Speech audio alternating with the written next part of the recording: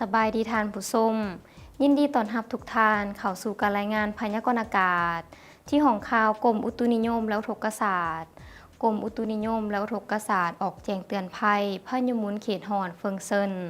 ในระหว่างวันที่23หาวันที่24ตุลา2025พายุหมุนเขตฮอนเฟิงเซินปัจจุบันกำลังเคลื่อนที่ไปยังทิศตะวันตกโดยความไว20กิโลเมตรต่อชั่วโมง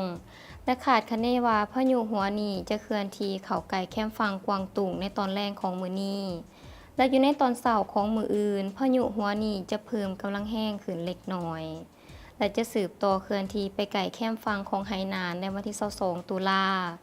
จากนั้นจะเคลื่อนที่ไปไกลแคมป์ฝั่งทางภาคกลางและภาคใต้ของสสเวียดนามซึ่งพายุหัวนี้จะส่งผลกระทบทางภาคกลางและภาคใต้ของประเทศลาว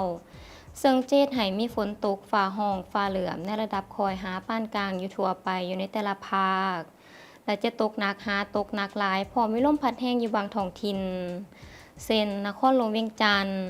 แขวงไส้สมบูรณ์เวียงจันทน์บุรีคำไส้คำมวนและสะหวรรณเขต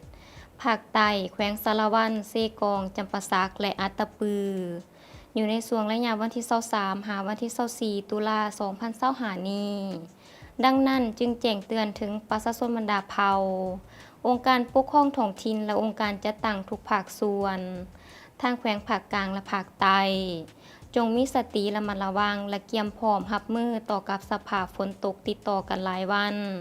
ที่อาจจะเฮ็ดให้เกิดมีดินเจือนน้ำท่วมยึงและน้ำท่วมอังในเขตตัวเมืองและขอให้ทุกท่านจงติดตามข่าวสารการพยากรณ์อากาศจากกรมอุตุนิยมและอุทกศาสตร์อย่างต่อเนื่องต่อไปให้มาติดตามเบิ่งสภาพอากาศอยู่ในแต่ละภาคนำกันเลย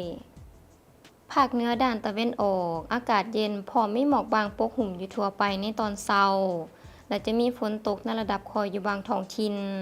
เนื้อที่การปกคลุมของฝนเท่ากับ20ส่วนหอยของภาคอุณหภูมิอยู่ในระหว่าง15หา29องศา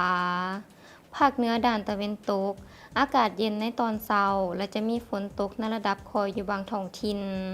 เนื้อที่การปกคลุมของฝนเท่ากับ20ส่วนหอยของภาคอุณหภูมิอยู่ในระหว่าง18หา33องศาที่นครหลวงเวียงจันทน์อากาศร้อนและจะมีฝนตกในระดับคอยพร้อมมีลมพัดแรงอยู่บางบริเวณเนื้อที่การปกคลุมของฝนเท่ากับ10ส่วนหอยของพื้นที่อุณหภูมิอยู่ในระหว่าง24หา34องศาภาคกลางอากาศร้อนและจะมีฝนตกในระดับคอยอยู่บางท้องถิ่นพร้อมมีลมพัดแรงอยู่ทั่วไปเนื้อที่การปกคลุมของฝนเท่ากับ20ส่วนหอยของภาคอุณหภูมิอยู่ในระหว่าง22หา34องศา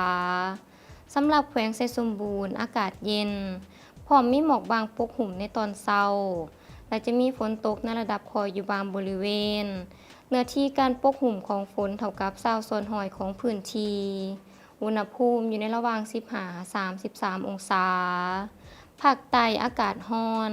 และจะมีฝนตกในระดับคอยอยู่บางท้องถิ่นพร้อมมีลมพัดแรงอยู่ทั่วไปเนื้อที่การปกคลุมของฝนเท่ากับ20ส่วนหอยของภาค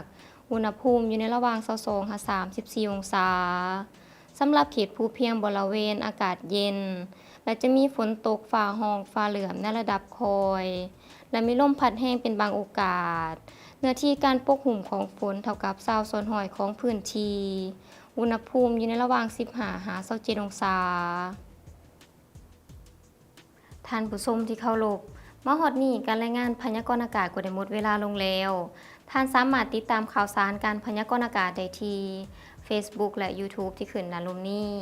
สำหรับมื้อนี้ขอกล่าวคำว่าสบายดี